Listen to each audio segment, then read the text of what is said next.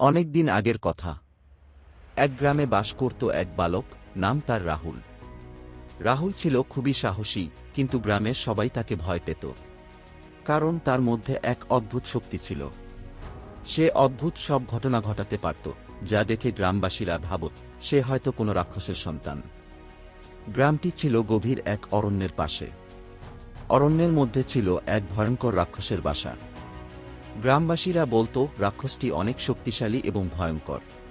কেউ কোনোদিন তার মুখোমুখি হয়নি, কিন্তু তার ভয়ানক কীর্তি শুনে সবাই ভীত ছিল। রাক্ষসটি রাতে গ্রামের দিকে এসে লোকজনের ক্ষতি করত, তাদের গরুবাছুর নিয়ে যেত এবং ফসল নষ্ট করত। রাহুল এই রাক্ষসের কথা শুনে খুবই উৎসাহী হল।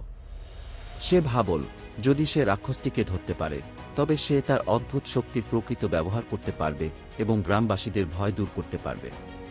তাই একদিন সে অরণ্যে যাওয়ার সিদ্ধান্ত নিল। অরণ্যের গভীরে প্রবেশ করে রাহুল দেখল এক বিশাল গুহা। গুহার সামনে ছিল বড় বড় হাডগোড়। রাহুল বুঝল এটাই রাক্ষসের গুহা। সে নির্ভয়ে গুহার মধ্যে প্রবেশ করল। কিছুক্ষণ হাঁটার পর সে দেখল রাক্ষসটি ঘুমিয়ে আছে। রাক্ষসটি ছিল বিশালাকার, তার গায়ে লোমের আস্তরণ, মুখে বিশাল দাঁত। রাহুল চুপচাপ রাক্ষসটির কাছে গেল এবং তার শক্তি ব্যবহার করে রাক্ষসটির হাত পা বেঁধে ফেলল।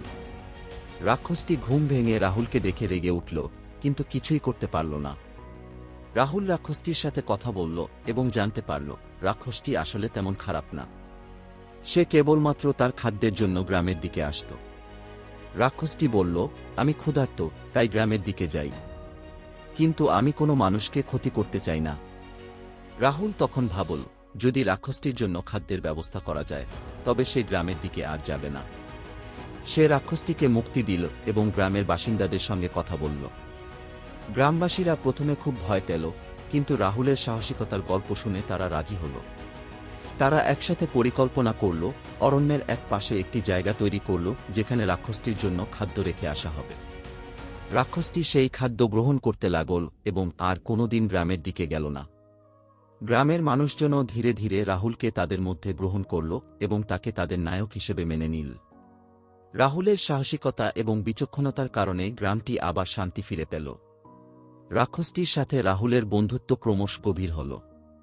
রাক্ষসটি রাহুলের থেকে অনেক কিছু শিখল, আর রাহুলও রাক্ষসটির কাছ থেকে তার শক্তি ব্যবহারের অনেক গুণ শিখল।